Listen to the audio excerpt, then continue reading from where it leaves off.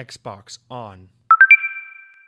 Welcome to Xbox On, a podcast with one host about one console, the Xbox One. I am said host Jesse DeRosa, and on today's episode, we'll be talking about the latest Xbox news for the week of October 17th, 2019, including Cortana has been completely cut from the Xbox One, more staffing shakeups hit 343 Industries, and Call of Duty Modern Warfare will not have loot boxes. All that and some more coming right up.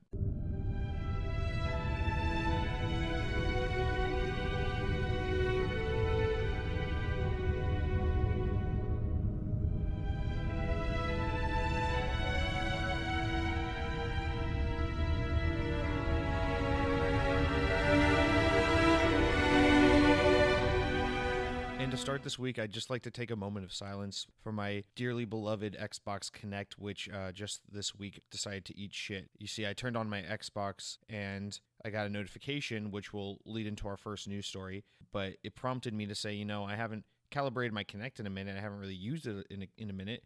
Let's recalibrate that so it's, working in proper order so, I can be in one of those commercial-like experiences where I'm, chopping onions in the kitchen, and my hands are tied up, and I just say, Xbox, pause, or something, and it stops playing that ICP I'm listening to in the background. But no, turns out my Xbox's Connect is actually fucking broken. So I tried everything. I tried recalibrating a billion times. I tried unplugging it. I tried blowing on the cable like an N64 cartridge. I tried waiting. I tried praying. But I think my Connect has just eaten shit, and it's now time to say goodbye. So I will keep it plugged in. I will keep it on top of the Xbox in the center of my entertainment center.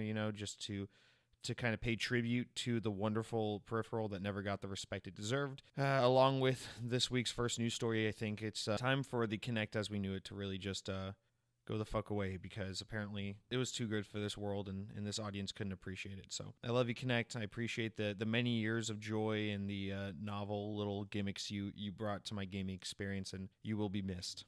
Additionally, before we get into this week's news, rate my show 5 stars. Remember, iTunes, 5 stars, nice comments, and if you could be anonymous with your review title so I don't know who it is, I would greatly appreciate that, just because I don't want to know who's saying what, because it will greatly impact my perception of who you are as a person.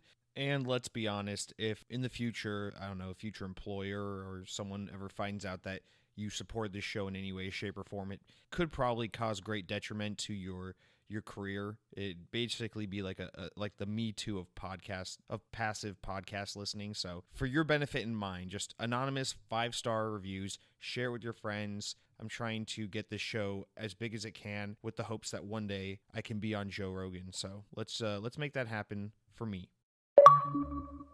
All right, that means it's the news time. Time to take a seat on the carpet, everyone. Crisscross applesauce. We're going to talk about some goddamn news. So our first story this week is actually not an official story. It's kind of related to my little pre-show tangent I just did there, which is that Cortana's no longer on Xbox, the device where she made the most thematic sense. But I turned on my Xbox. This is the same time I found out my Kinect was broken, and I got hit with this little notification from Microsoft that's all like, hey, just so you know, Cortana doesn't work on your Xbox Kinect anymore. If you wanna have a voice assist, you can either install the client for Google Assistant, Amazon Alexa, or you can basically just fuck right off and revert back to the default settings that the Xbox One had before Cortana was even on Xbox One, which I think she was introduced in 2015, 2016. So I'm not sure if I missed this somewhere in one of the recent weeks' news stories about the introduction of Google Assistant or Amazon Alexa, or if this is just one of those random ass things where Microsoft really didn't say anything about it and then just kind of pulled pulled the rug under the carpet, or how it pulled the corp behind the heart, poured the sauce over the. So I don't really know what happened, But yeah, I mean, you can no longer use Cortana with your Xbox One. You can no longer use her to navigate, take screenshots, any of the things you used to be able to do. She can't tell you about the weather. She can't tell you jokes anymore. So like I said, you can revert back to the kind of early assistant-less days of the Xbox commands that you had when the Xbox One first launched. But no Cortana allowed anymore. This strikes me as a real weird one, since Microsoft kind of insists that Cortana is not dead, despite a lot of people in a lot of Microsoft fans out there kind of insinuating that Microsoft's trying to kill off Cortana and that they've written it off as kind of a failed project, especially with Windows 10 PCs. I mean, that's where people assume that it's going to go away next, but that seems to be where it's the strongest in my opinion. But they've recently introduced Cortana functionality on like new devices like last year's Surface headphones and these soon to be released Surface earbuds. So I just I don't understand why we're getting this mixed messaging of like we're removing Cortana from Xbox, we're adding it to this new hardware we're creating, and even like as Windows 10 continues to receive new updates, Cortana's always there. Cortana is now its own dedicated app and everything. It's just like, I don't know, it's weird. I'm not sure what the plan is for Cortana. Obviously, kind of unrelated to Xbox, Microsoft is trying to move Cortana more into like a productive tool rather than kind of the same gimmicky voice assistant that Siri and Google Assist and everything else is, that where like all it really does is play music and tell you jokes. So I know that there's like this push to kind of take the DNA of Cortana and make it more of like somehow a productive assistant for when you're using like Microsoft Office programs and things like that. So maybe that's why they're removing it from Xbox, because they don't see how that integration kind of parallels with gaming, or if maybe this is just a step back until they figure out what's next. But, I mean, this is the first bit of... I know a lot of Microsoft fans have been claiming that Cortana has been dead for a while now, and I tend to not buy into that idea. Maybe it's just out of my own ignorance and desire to push the idea that Cortana is alive and well, despite the world going up in flames around her.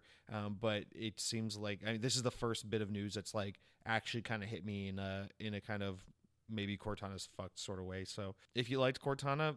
well, fuck you. It's not there on Xbox anymore. You can use the stupid Google Assistant. You can use the Amazon one that lets you buy shit, and you can just use the default settings, which is what I would have done had my Kinect not failed. But with all that sad news out of the way, let's jump into some more encouraging, more hopeful news. Oh, just kidding. Our next story is actually that Mixer's co-founder has left. So the story reads, Mixer, Microsoft's increasingly relevant streaming service, has lost another one of its co-founders this week. Matt Salsmendi has announced his resignation from Microsoft in pursuit of new business ventures. His announcement tweet reads, quote, after 5 incredible years, tomorrow will be my last day at Mixer. A bit about the story of Beam and what's next for me below. Thank you for everything, blue heart emoji, end quote. And then attached there's a screenshot with the whole like written up kind of explanation of everything. The announcement comes just weeks after the news broke that James Boehm would be leaving the streaming platform after co-founding the company with Salsmendi before selling it to Microsoft in 2016. Attached to Salsmendi's departure announcement is a photo explaining the next steps in his career, as I just said, and he has announced that he will be kind of vaguely working with lasers to create new and exciting ways to pair light technology with electronic dance music. I'll reserve my unwarranted judgment on that. Honestly, until I really looked into the story, I didn't realize, first of all, that the founders of Beam, which later went on to be called Mixer when Microsoft bought it, the two co-founders are actually like infants. They started Mixer in like 2013, 2014 was like kind of the early conception of Beam, and these guys were like literally like young teenagers, like they were children. Somehow they spanned like this love for like Minecraft and their kind of desire to make big Minecraft servers into like I don't know how they somehow built Beam out of this, and then of course Microsoft bought them in 2016. But just knowing that these guys were technically in the womb when they created Mixer makes me feel like I've accomplished absolutely nothing with my pathetic existence. But this news story doesn't really surprise me all that much when you think about like these guys were kids. Obviously at that point in their life, they probably didn't know exactly where they were wanting to go with their lives, and especially after the money they must have made selling Mixer to Microsoft. I'm sure they're, one, set for life, and two, kind of with the way Microsoft has repositioned Mixer and kind of pushed it themselves and taken it into their wheelhouse and kind of made it their own. I don't really see what more these two like 20-something-year-olds could do with Mixer. It's just kind of like they built it, it was a fun thing, then they sold it, and now it's just kind of time to move on to the next venture, right? Unless they are deeply passionate about what's going on at Mixer, which... again, I could understand why maybe if you're 21 years old, you maybe don't want to be sticking around with the same hobby project you did when you were 13, because, you change a lot between being an infant and being a child. So yeah, they've moved on, both of them now, meaning that pretty much all of Mixer is just in the hands of Microsoft, which is kind of how the platform has felt in recent years, especially as Microsoft this year has been super aggressive about just kind of adding all these awesome features that really set it apart from Twitch, and, you know, getting Ninja on board earlier this year, and just kind of building this platform up to be like a serious contender in the streaming sphere, which, I mean, I would say, I mean, despite what you may think of Mixer, it's like, at least it's better than whatever the hell YouTube does for game streaming. And I don't know, at least in my biased perception, I think Mixer is a pretty viable platform. And I think, you know, if it continues to grow at this rate and continues to gain the traction it's been getting, it is a serious competitor for Twitch. And without these two co-founders in the mix, it just seems like it really is all Microsoft's kind of own child now to bear and to really ramp up and push in full force into this competitive market to kind of take Twitch down a notch, which I would like to see, just because as much as I like Twitch, I just never like the idea of monopolizing anything, and Twitch kind of is like the de facto streaming platform. So I just like the idea of there at least being one other major competitor. So aside from my love for Microsoft, that's actually really why I champion Mixer, is just because I'd like to see Twitch not be the only option. But yeah, so good luck to those co-founders as they now move on to creating EDM music and lasers and whatever they're doing. That if that's what they like, that's awesome for them. So cool. And now it's time for our Halo story of the week, which is always exciting because Halo is the best kind of news you can have in regards to Xbox. But unfortunately, this Halo news might not actually be all that good. Who knows? May add some clarification. So let's get into this. So following the departure of creative director Tim Longo just weeks ago, it appears that executive producer Mary Olson, who was initially reported by Kotaku to be replacing Longo, has left 343 Industries and is now working at Midwinter Entertainment, a team that consists of some ex-343i employees that is currently developing a new game called Scavengers. However, it appears that Kotaku's reporting on Olsen that she would replace Longo in the role of Halo Infinite was, in fact, incorrect. To clarify these mixed reports, 343 Industries community manager John Junzek took to Reddit, and his post reads as follows. This is kind of a long one, so bear with me for a second. He says, "Hey all, I just wanted to jump in and clarify what Tim and Mary's roles were in the studio, because there seems to be quite a bit of confusion here. Before that happens, though, I'd like to reassure everyone that the entire Halo Infinite team is rallying behind the game and is working hard to make sure that we can execute on this vision. Tim's role as creative director was to help make creative decisions around the design and direction of the game, whether it was campaign, multiplayer, etc. Mary's role as an executive producer and then lead producer on campaign was to help drive the game to its completion for our holiday 2020 release date, with the latter specifically focusing on campaign deliverables. Unfortunately, the thread's title saying he was replaced with Mary Olson and also she left is far from accurate. It implies that Mary took over as creative control of the entire game, didn't like what she saw, and then decided to leave. If that's what actually happened, I could totally understand getting worried about the game, but that isn't the case. And she was the lead producer and not a new creative director. Producers at our studios support designers, engineers, artists, etc. by helping each other track and hit deliverables. They also ensure that people they support are not overwhelmed with too much work and that they have all the tools and info needed to hit their deadlines. To put it simply, producers are the ones tasked with making sure the studio is always moving forward.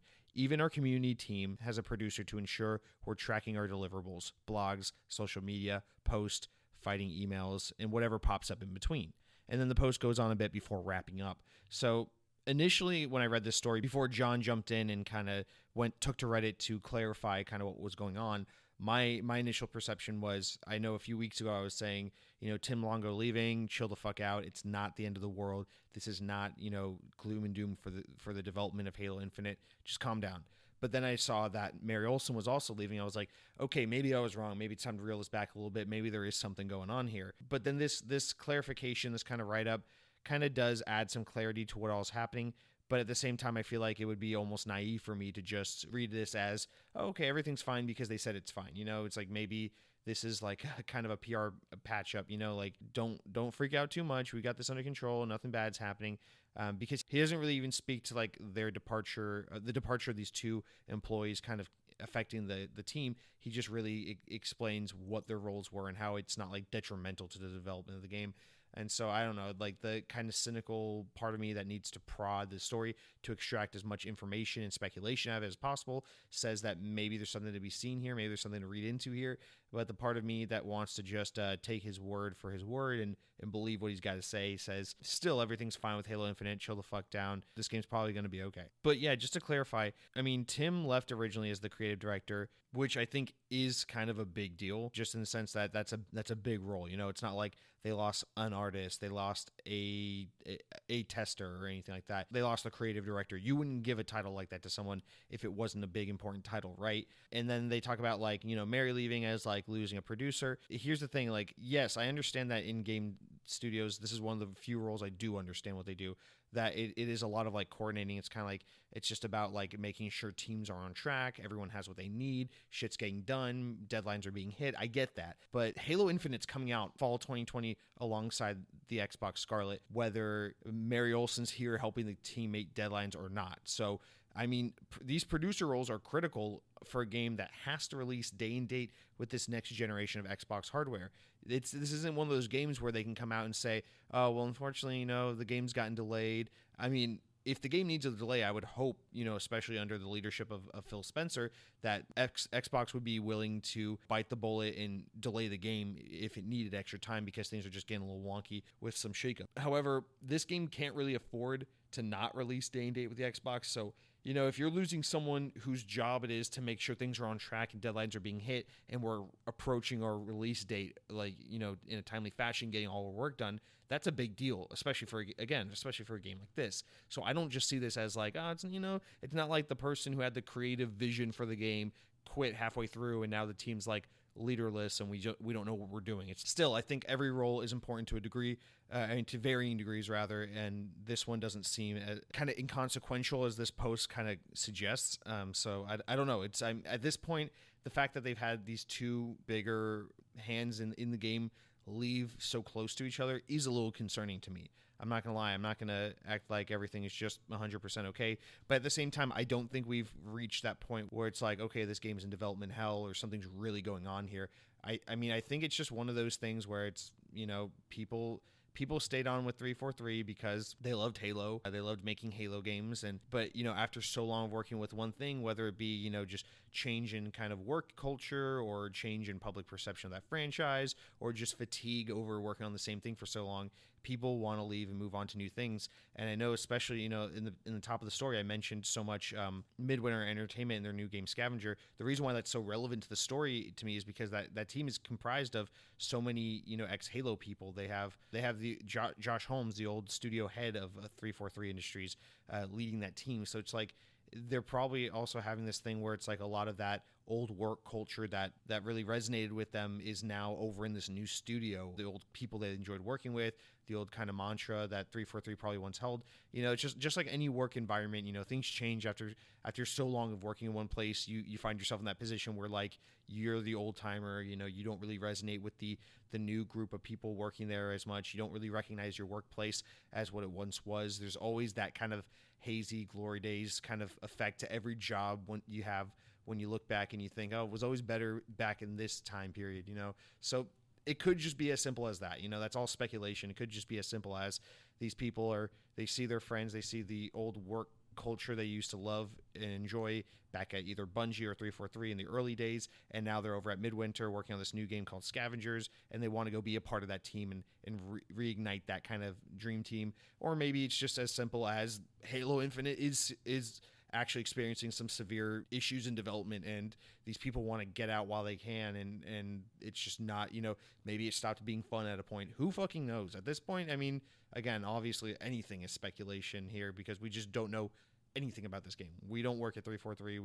I don't have inside scoops. I don't have sources or any of that shit. I'm just a kid fucking behind a computer just talking about Halo. What, you know, but it is nice to have that clarification, just because whenever, I mean, this is someone, you know, just trying to tame down the crowd, right? Just trying to get everyone in order and say, guys, don't freak out, you know, because we have a game to deliver and it really doesn't look good if the public perception of Halo Infinite is this game's in trouble. But at the same time, again, if I'm not being cynical, I appreciate someone just coming out and kind of giving that clarification to help put our minds at ease and to help tell us that, you know, we're overreacting and that everything's okay. That is possibly the most like run-on, tangent-y, unproductive rant I've ever had on any news story in the show, which is a big win in my book. So we'll move on from that story because we're not really getting anywhere with it. And our next piece of news is another one that has had gamers kind of up in arms and talking a lot of shit lately, which is that despite the recent upset about Call of Duty Modern Warfare Spec Ops Survival Mode being a PlayStation exclusive for a year, Activision has come out and made at least one good statement about the concerns many had about the upcoming blockbuster Modern Warfare. So basically, Joel Emsley took to Reddit to clarify to audiences that Modern Warfare will indeed not contain any loot boxes or, quote, supply drops or any kind of microtransaction system like that. This comes after weeks of speculation that the game would contain microtransactions after a YouTube video and some Reddit posts began making the rounds, claiming that the game's beta contained references that suggested the final product would contain this much maligned optional content. And so this is actually some good news, you know. I mean, obviously, Modern Warfare is kind of dead to me now because for the simple fact that this timed exclusivity thing is just one of those things where it's like, I can't in good conscience support this. I can't give them my money and allow them to rob me of like a huge portion of this game experience. But this is great. I mean, as we said in that week's episode, you know, think about the position of these developers who develop these games with all their heart and soul, and they pour all this time and energy into it, and they just hope audiences enjoy it and have fun playing these games. And then some asshole above their head that they can't, you know, persuade in any way, shape, or form decides, oh, we're going to sign an exclusive contract with PlayStation to make this mode exclusive on this console for 1 year. And you're just like, what the fuck? Because you know, me and my team have been working so hard on this game, just trying to deliver a great product, and now audiences are just going to hate us for something I didn't even do and something I wouldn't have done if I had the choice. And you know that it's awful. But still, I can't support a game like that. But it is good to see that at the very least they're not gonna muddy the conversation even further and make things even more complicated by including loot boxes, as some recent Call of Duty games have, and as seemingly every game tends to do these days. So that is awesome. Hopefully that calms people down just a bit, but you know it won't, because it's the internet and the gaming community is full of people that just like to bitch and moan about everything. So I don't know. I just want to throw that out there to have some kind of silver lining despite that recent awful news that's been surrounding Call of Duty Modern Warfare. So hey, if you're on PlayStation and you're gonna play Modern Warfare, there you go. No loot boxes, and you get all the content that the game includes for $60. So it's good to be you, huh? Our next story is a little bit of an update. Let's get back to some happier news, and that is that Sea of Thieves is getting a Halloween-themed in-game event. The event is called Fort of the Damned, and it's coming as part of the game's monthly update. In this event, players will hunt down ritual skulls and collect Flames of Fate, which both behave as keys to help gain access to a special fight in the Fort of the Damned. Of course, at the end of the road is more of that sweet, sweet pirate booty, and no, not that cheesy popcorn stuff. A deeper look at the October update can be found in the announcement video released by Rare on YouTube. But we won't go into all that detail here because this podcast is not about... Oh, that's so weird. My computer just notified me about this mode. I literally just got an email notification about this update as I was reading this story into the microphone. That's fucking weird. But as I was saying, you know, we'll continue on now because I don't play Sea of Thieves. I don't know enough about it to get into it, but that's exciting. If you're a Sea of Thieves fan, you got a Halloween event, and we'll move on because this is a podcast about Xbox and Surface phones and not Sea of Thieves. So next, another quick little announcement and update. Gears 5 is getting 4 new characters in multiplayer, as originally promised by the good folks back at the Coalition. The 4 new characters are the Cog Gear, DB, Warden, and General Ram. Each character plays different and offers unique abilities, which gives the player even more free content to enjoy in this brand new AAA Xbox game that is free to download and on Game Pass, which is undoubtedly the greatest value in the history of video games, period. But hey, let's just keep laughing about Xbox because they stumbled out the gate when the Xbox One was announced over 6 years ago, and there's no way we can ever give anyone room to make up for their mistakes. We're just a bunch of fucking nerds that like to play Bloodborne and dress up as greasy Overwatch girls at our local anime conventions because we're all a bunch of fucking heathens.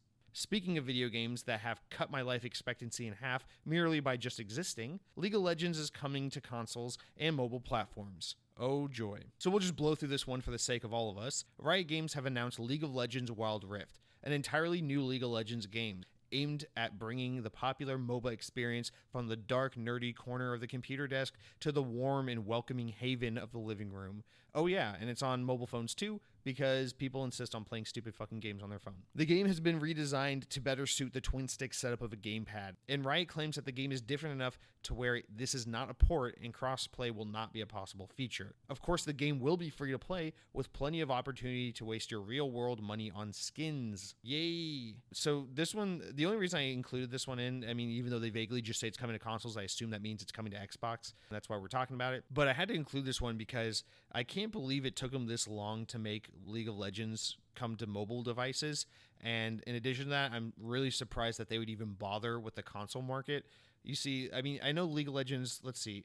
I feel like League of Legends kind of really blew up in like 2014 and kind of hit its stride, its peak in like 2015, 2016, and maybe even 17. But especially like the past year or two, I feel like League of Legends has really died down, at least in like the mainstream conversation, right? When you talk about like the massively obnoxious games that are just like everywhere, the ubiquitous like tentpole games, it seems like that's it's Fortnite, right? Fortnite is still the reigning champ right now, and I feel like, you know, as I've been saying, Minecraft's kind of had a bit of a resurgence where it was never not popular, but it's kind of getting back up into that like mega echelon of like insane stupidity popularity again, where it's just like, you know, I don't because Minecraft just won't stop. Yeah, League of Legends, I'm so far removed from that community. I don't play PC games. I don't play League of Legends. I'm not in tune with that very specific community, and I'm not very in tune with like the streaming community, which is another corner where League of Legends is huge. But I just can't believe it took them all this time to get that game onto mobile devices, especially being a game that, you know, is so dependent on that. Okay, so it's different from like a Halo, right, or an Uncharted. It's not trying to get people who buy $400 consoles to buy a $60 video game, right? It's making itself popular by being a free-to-play game that's available on a platform that everyone has to have. And as a result of that, you know, it reaches a wide market in parts of the world where console gaming isn't big. So that's why you have like League of Legends is a massive thing in Korea, in Russia, in China, and all these countries where, you know, it's like people have computers, people have cell phones. Not everyone necessarily has a video game console. So, I mean, it just seems so obvious that they would have put this on phone way sooner. And I remember like 4 years ago or something, there was that iPhone MOBA game that came out. I think it's called like Vainglory. And it's just like, I remember playing that or seeing that when it came out and being like, yeah, this is League of Legends on iPhone. Why is League of Legends not here? Why is Riot not like jumping to this market to be here? Because you would think it's the same audience, right? You get like that nerdy, deep, like streaming MLG community that streams the game and plays it professionally, but then you also get like that just massive penetration of everyone who plays the game because it's free to download and it's available on hardware they already own. They don't have to buy a specific piece of hardware in order to play the game. So I just think League of Legends has always been perfect for mobile rather, and I just am surprised it took them this long. And I almost wonder if it's too little, too late. And what makes me really think that is the fact that they're putting this game on console, because this is what really gets me. I don't see a game like League of Legends making sense on Xbox and PlayStation at all. Because again, it's still going to be free to play, but this is one of those things where it's like they're just trying to expand their market. You know, if there are 100 million if there are 100 million PlayStation 4s out there in the wild and like 40 to 50 million Xbox Ones out there in the wild, and who knows, they might even be putting themselves on the Switch as well. You know, why wouldn't you just have your game there again to penetrate that larger market if you can, you know, especially since the game is free to play. So the only barrier to entry is just taking the fucking time to download and try the game out. But, you know, if that game was as big as it once was and everything, you would just think that they would be doubling down, really focusing on where the game has its audience and makes its money, which is in the PC space.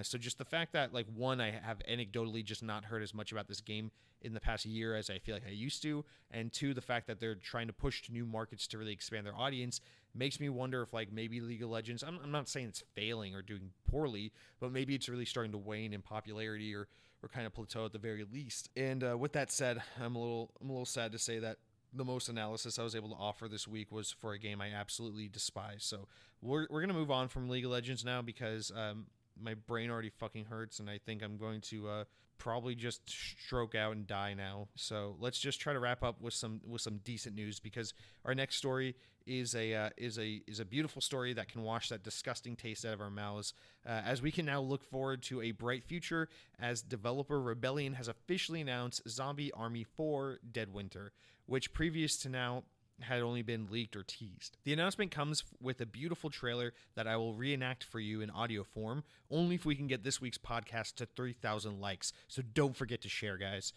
Zombie Army 4 will release on Xbox One February 4th, 2020, and is available for pre-order right now on the Microsoft Store for $50. Not bad.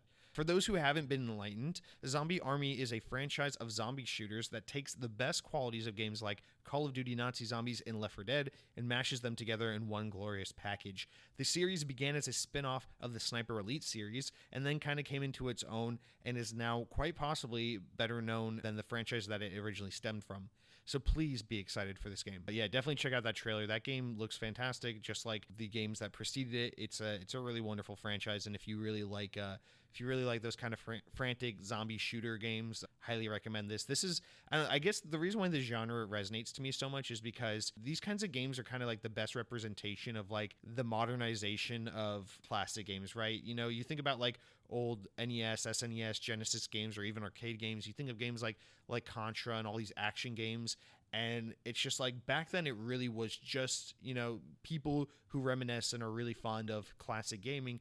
It's always about, you know, gameplay, right? Especially when we look at it in retrospect, it's just about game. It's not about how cool the story was, because 99% of games back then had ass stories, and you know, the characters didn't have to be cool or original. It wasn't about massive open worlds to explore. It was really just about like awesome, frantic, kinetic, exciting moment-to-moment gameplay. And I feel like these zombie shooters really kind of encapsulate that spirit better than like any genre in the modern era, because you play a game like Left 4 Dead or World War Z, which we'll get into in a minute when we talk about what I've been playing, in those games just really capture the spirit of like it's modern in that like it looks modern, it plays modern, it's 3D, it's first person, it's third person, whatever. The kind of features and functions of the games are very modern, so you know, it's like a new game or whatever, but it really captures that, like, who gives a shit who these characters are, who gives a shit what the story is. It's not important, you know, we're not trying to make Oscar winning like quality storytelling here. We're just trying to make a game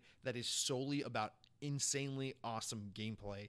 And there's nothing like a zombie shooter to really pull that off, because it's constant action, it's frantic, there are enough mechanics to keep everything interesting, and it's just, I don't know, it's just that perfect balance of like feeling powerful without feeling overwhelmed, but having there be so much action going on, and having like this kind of enemy type that's like some perfect, beautiful balance between like fodder and actual like crunchy kinetic action. It's just, I don't know, it's a fantastic series. Highly recommend it.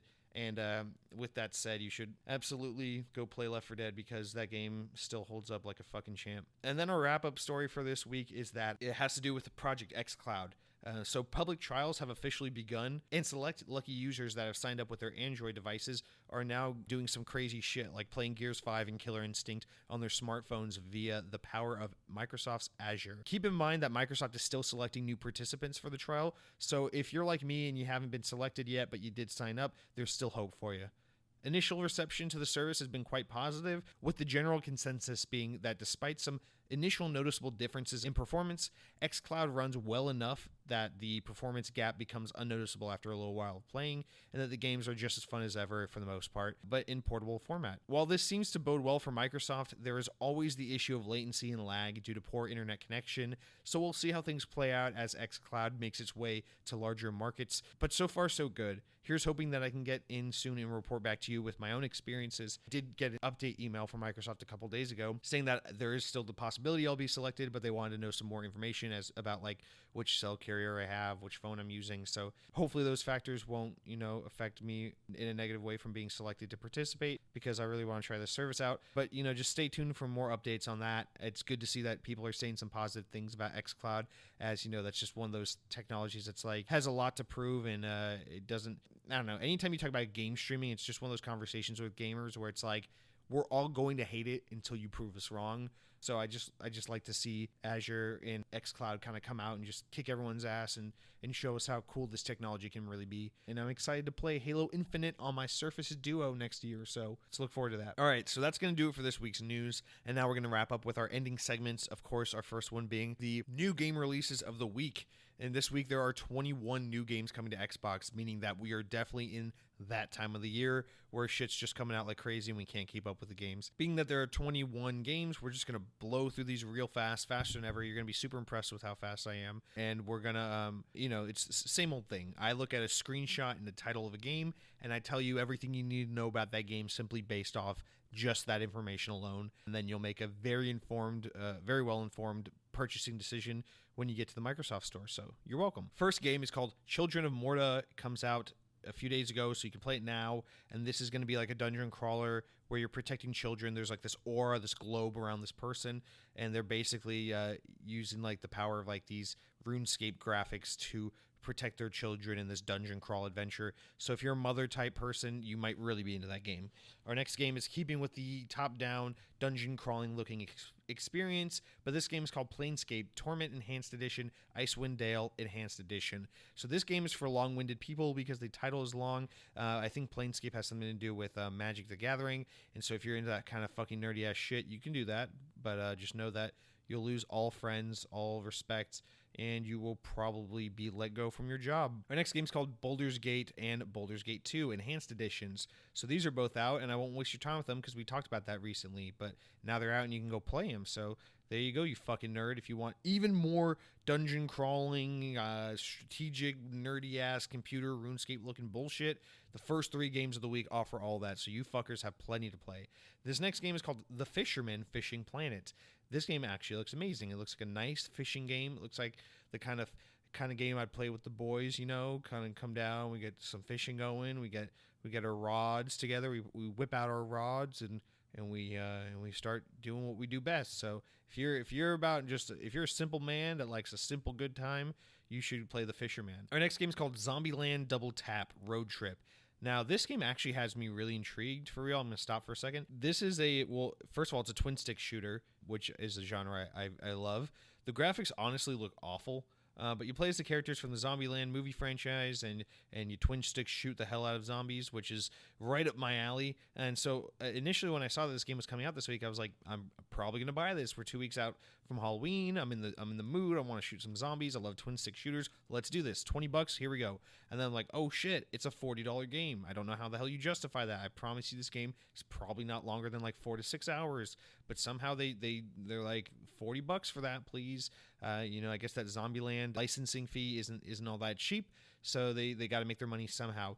But what also really twisted the knife and kind of intensified this longing to try this game is that it's actually developed by High Voltage Software, which is kind of a deep cut that I assume absolutely no one will recognize. But these are the guys that actually made that Conduit series on the Nintendo Wii like 10 years ago, which were those games that they built their own engine and they were trying to really push the limits of the Nintendo Wii and make it look as like HD as possible and really get the best lighting and texture out of the Wii to have it kind of compete with the PS3 and Xbox 360 graphics and capabilities of the time. Because if you'll remember 10, 15 years ago, that was kind of the conversation with the Wii, was that, despite it being more of a casual gamer console, it just couldn't fare, with the Xbox 360 and the PS3 because it didn't have the online support and it wasn't in HD and it really didn't have the power of its counterparts.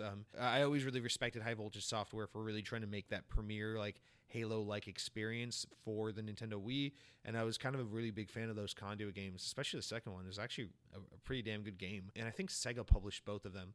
And then they were supposed to make this game called, I forget the name of it, but it was going to be kind of like Left 4 Dead meets Conduit, and it looked so good, and you shot like vampires and monsters and werewolves and shit, and you were like gunslingers, and it was like kind of like this Western horror-looking game. It looked so good, and they had videos of it and gameplay. You can look it up. You can find it. I forget what the game was called, but look up High Voltage Software. Look at their canceled game for Nintendo Wii. It looks so good. And then halfway through development, they canceled it, and then they rebooted it as a twin-stick shooter for the Xbox 360 and PS3, and then they just never said anything about it again. The game never came out. They quietly just shut it down. And then they were making a Conduit game for the 3DS, and that never came out. And just like I thought the studio went under, I guess. I don't know why I'm telling you all this, but I thought that studio was like long gone. Apparently they've just been doing like licensed games for a very long time and kind of been like support studios for varying projects. So they have worked on some big things. I think they worked on Fortnite. So I guess they did some support development with Epic Games for that. But yeah, so here they are with Zombieland Double Tap.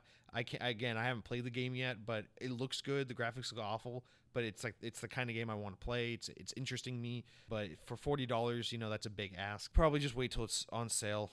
But that's a game. That's one of our 21 games. And from there, we're gonna go back into shooting through the rest of these. Our next game is called Just Ignore Them, and I'm gonna recommend you just ignore this game because it's another one of those 8-bit indie art games. And you know what? I have no respect for artists. Our next game is called Soul, but do not be confused. This is not about the soul of your shoe. It is about the soul of eternity as you are in a dungeon type room. It's very artsy and watercolor looking. It's there's no characters here. I don't see if you're supposed to like jump on anything or shoot anything, so that game's probably stupid. Our next game is called Ping Redux. It basically looks like asteroids, but it can't justify the bad graphics because we live in a time where we've gotten past these kinds of games.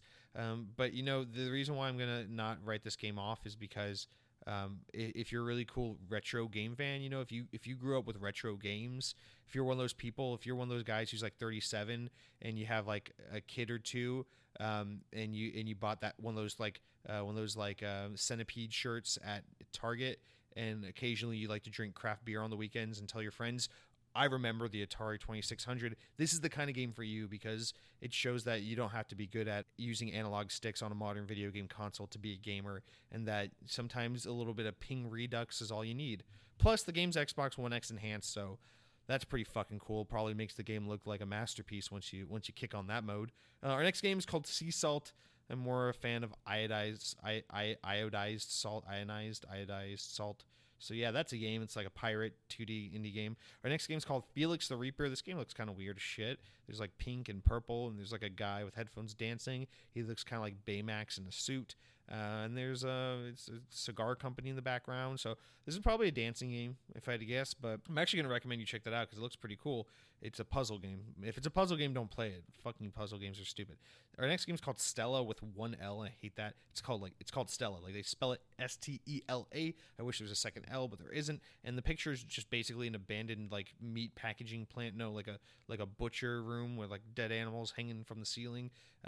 That's probably just a game for vegans, honestly. But then the next game is called the Jackbox Party Pack 6. These games are a lot of fun. If you ever have a lot of friends over at your place, it's a fun game to play. And you don't need controllers. You can use your phones and connect to it. So those games are actually really, really good little dick-off games. So recommend that. Our next game is called Stranded Sails Explorers of the Cursed Islands, which is again, another RuneScape-looking game, but with a little more of a Minecraft influence, but it's top-down.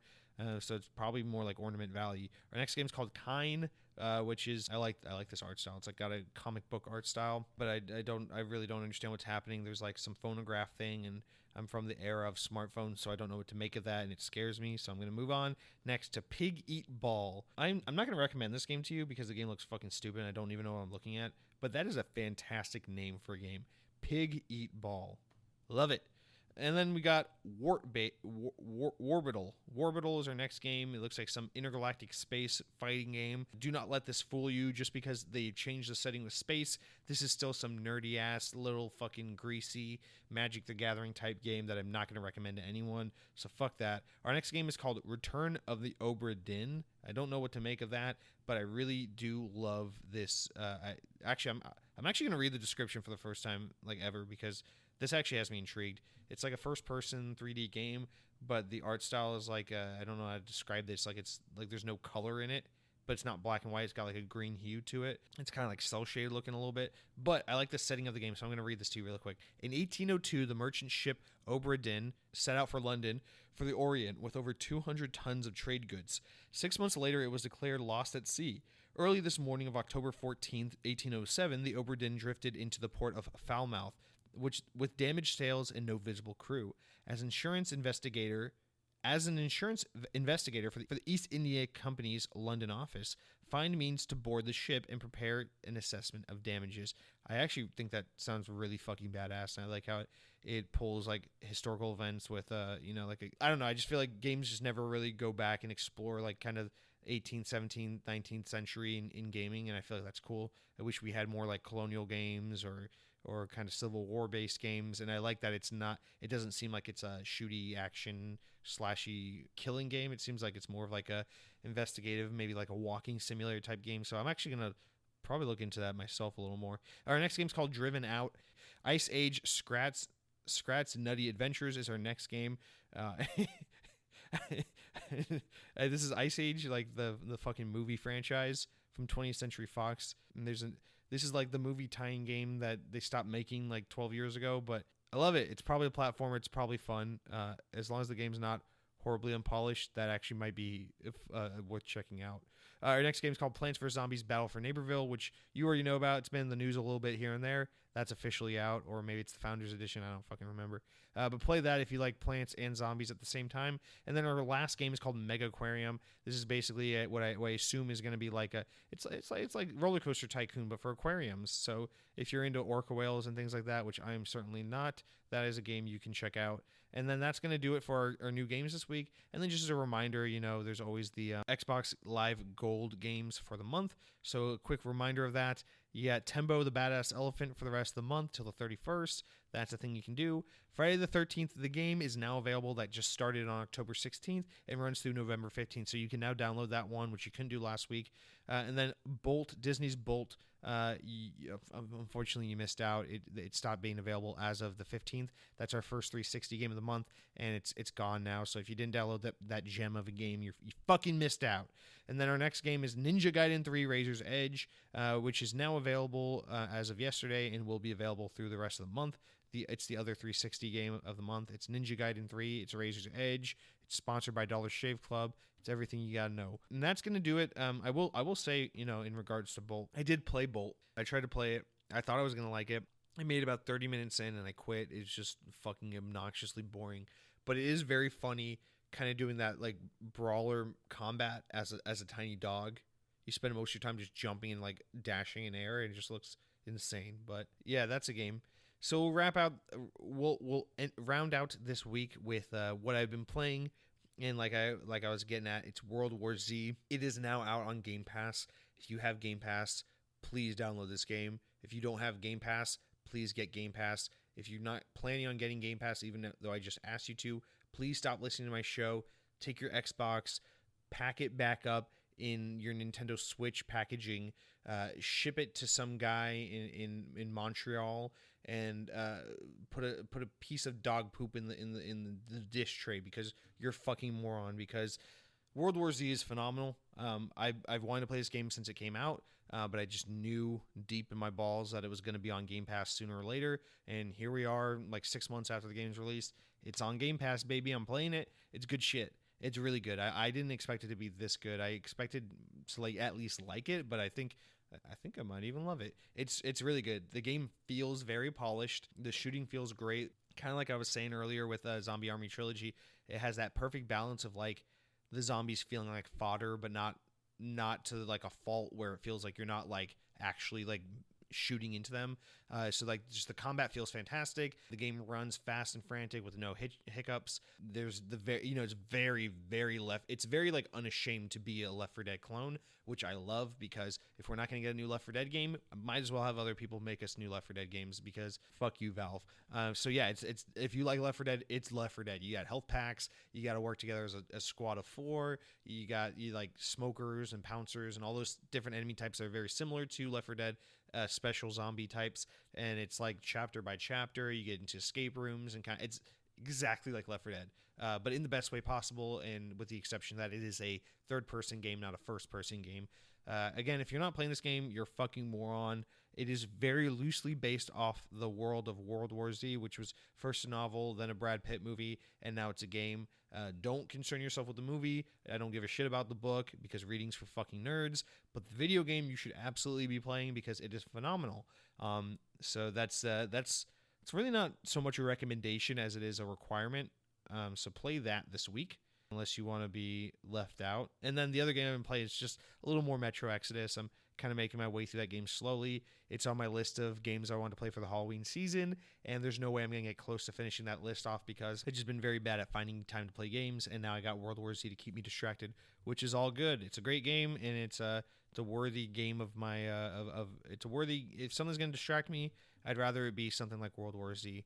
So definitely check that out, and that's going to do it for our episode this week. Don't forget to follow me on social media. You can find me at Multi-Use Copy Paper on Twitter, and on Instagram at Designed by HMD Global Bertel Jungen Kyo 9, Finland, model TA-1045, FCCID 2AJ0TTA1045, made in China.